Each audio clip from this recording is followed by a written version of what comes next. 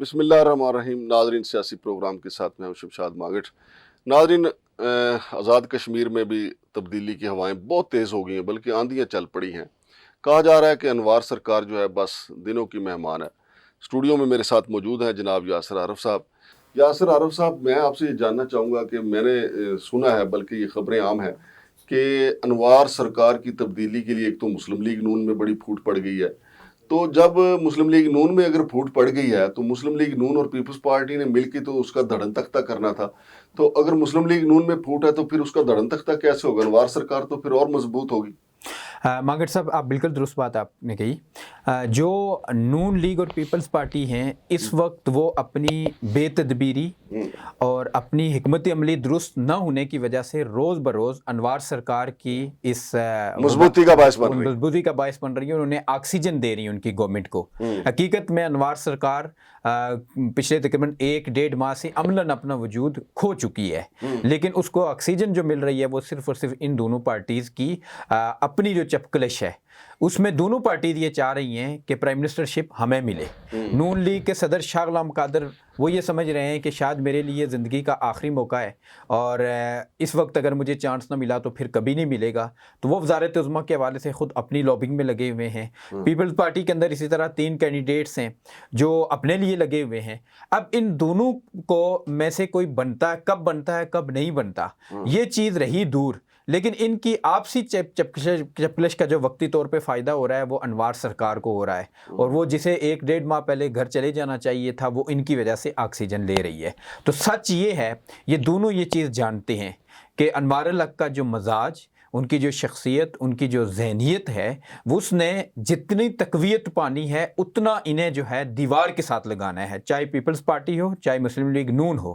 اب ان دونوں کو یہ شعور کرنا چاہیے کہ ہم فیڈرل میں اگر اتحادی ایک دوسرے کے ساتھ تعاون کر رہے ہیں تو آزاد کشمیر میں پہلے کوئی بھی بڑا سٹیپ اٹھانے سے پہلے ہم آپس میں کوئی کنسنسس کر لیں اور اس انوار سے تو جان چھڑائیں. لیکن اس کے اوپر ابھی تک ان کی سوچ نہیں جا رہی. اگر ان کی یہی روش باقی رہی اور انوار سرکار برقرار رہی تو 6 ماہ بعد 7 ماہ بعد جو ان کا اشر ہوگا آزاد کشمیر کے اندر، ان دونوں پارٹیوں کا اشر انوار صاحب کریں گے اور ساتھ ہی جو اگلے الیکشن میں ان کے ساتھ اشر کریں گے وہ تاریخ یاد رکھے گی، کیونکہ وہ ایک اپنا دھڑا لے کر کھڑے ہیں اور ان کی تیاری یہ ہے کہ میں اگلے الیکشن میں بھی اپنے اس دھڑے کو ان اسٹیبلشمنٹ کی مدد سے اس دھڑے کی ایک واضح اکثریت وہ حاصل کریں اور آپ پاکستان کی طرح آزاد کشمیر میں بھی وہ تیسری قوت کو مضبوطی کے ساتھ کھڑا کریں جو ان کے پاس 22-23 کا فورم ہے. اور یہ چیز ان دونوں پارٹیوں کو دیکھ لینی چاہیے 8 فروری کے انتخابات میں، تو کہ کچھ انہونی نہیں، کچھ بھی ہو سکتا ہے. لہذا انہیں چاہیے کہ وہ سب سے پہلے اگر اپنا وجود، اپنے سیاسی کارکنوں کا، اپنی لیگیسی کو بچانا چاہتے ہیں تو سب سے پہلے انوار سرکار سے نجات حاصل کریں اور انہیں گھر بھیجیں. نہیں، لیکن میں نے جو آپ کی جو گفتگو سنی ہے تو اس سے تو مجھے یہ لگ رہا ہے کہ انوار سرکار کے گھر جانے کے بجائے ان کی مضبوطی کا سامان فراہم کیا جا رہا ہے. تو یاسر عارف صاحب، مجھے یہ بتائیں آپ کہ انوار الحق کی جو حکومت ہے، آزاد کشمیر کے جو وزیر اعظم ہیں، ان کے سر پر اس وقت کون کون سی تلوار لٹک رہی ہے؟ کون سی تلوار خطرناک ہے، کون سی ان کے لیے خطرناک نہیں ہے، یہ بتائیں. مانگٹ صاحب، ہم نے گزشتہ اپنے پروگرام میں ایک بات کی تھی کہ انوار صاحب بالکل مایوس ہو کے کچھ ہی عرصہ پہلے 1-1.5 ماہ پہلے جب انہیں پیپلز پارٹی کی طرف سے پیغام ملا تھا تو وہ بھمبر چلے گئے تھے اپنی کنسٹیچوئنسی میں سب کچھ چھوڑ کے. انہیں یہ پتہ ہے کہ میں نے آج جانا ہے، کل جانا ہے، 24 گھنٹوں بعد جانا ہے، 48 گھنٹوں بعد جانا ہے، ہفتے بعد جانا ہے یا 2 ہفتے کے مہینے کے بعد جانا ہے. وہ اس حوالے سے وہ مکمل طور پہ کنونسڈ ہیں تو وہ بڑے دانشور. انہیں یہ بات پتہ ہے کہ میں مکافات عمل کی چکی میں مجھے رگڑا لگنا ہے، اس کے لیے ذہنی طور پہ تیار ہیں. لیکن 2-3 تلواریں ان کے سر پہ ایسی لٹک رہی ہیں جس نے ان کا جینا حرام کر رکھا ہے، اور اس کے حوالے سے تو وہ بالکل کنونسڈ ہیں کہ میرے ساتھ کچھ بھی کسی بھی وقت ہو سکتا ہے. ایک لاسٹ ٹائم بھی ہم نے بات کی تھی کہ آزاد کشمیر اسمبلی کے اندر 4 ممبران، مہاجر ممبران اسمبلی ایسے ہیں کہ جن کے ڈومیسائل جعلی ہیں، جن میں جاوید بٹ، عاصم بٹ اور دیوان غلام محی الدین ہیں، اور اس کے بعد ہیں چودھری ریاض جو ڈپٹی اسپیکر ہیں.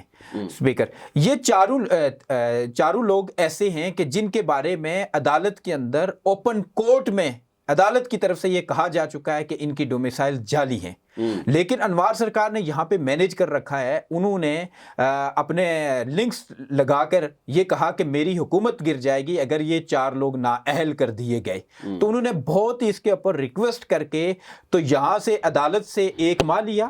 عدالت میں 1 ماہ دے دیا گیا ہے ان کے کیس کے حوالے سے. اور یہاں سے انہوں نے جو ٹیکنیکلی ایک شرارت کی ہوئی ہے وہ یہ کہ اس کیس کو انہوں نے بحالیات کے جو ڈی سی ہیں, ڈی سی بحالیات, ان کی طرف شفٹ کروایا. ٹیکنیکلی انہوں نے یہ کیا, اس حوالے سے ان کے ذہن میں یہ پلان تھا.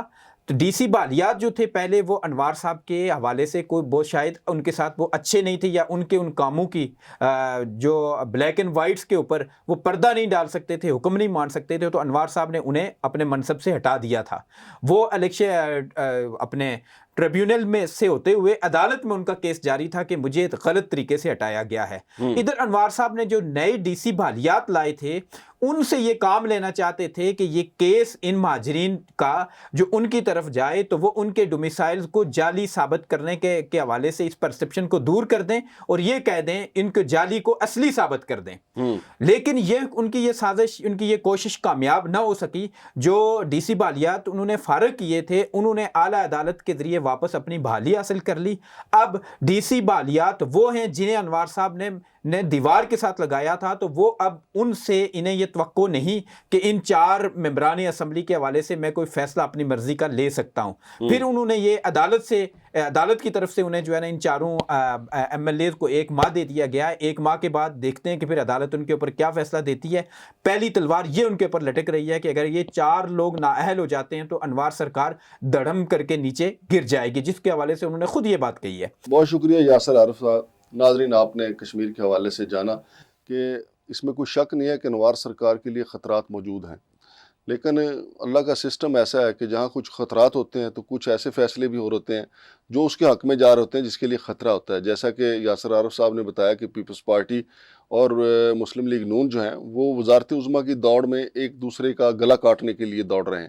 تو اگر وہ ایک دوسرے کا گلا کاٹیں گے تو فائدہ تو انوار سرکار کو ہی ہوگا. بہرحال دیکھتے ہیں, لیکن لگتا مجھے یہی ہے کہ حکومت تبدیلی کی رمضان میں جو ہیٹرک ہونا تھی وہ مجھے مشکل ہی لگ رہا ہے. یہ کیا ڈراپ ہو جائے گا, عید کے بعد جا کے کوئی صورتحال بنے تو بنے, لیکن رمضان المبارک میں انوار سرکار کا جانا مجھے مشکل دکھائی دیتا ہے. بہرحال اللہ کے ہاں کیا ہو, کب صورتحال بدل جائے اس کا تو کچھ پتہ نہیں. شمشاد مانگٹ اور یاسر عارف صاحب کو اجازت دیجیے. اللہ حافظ.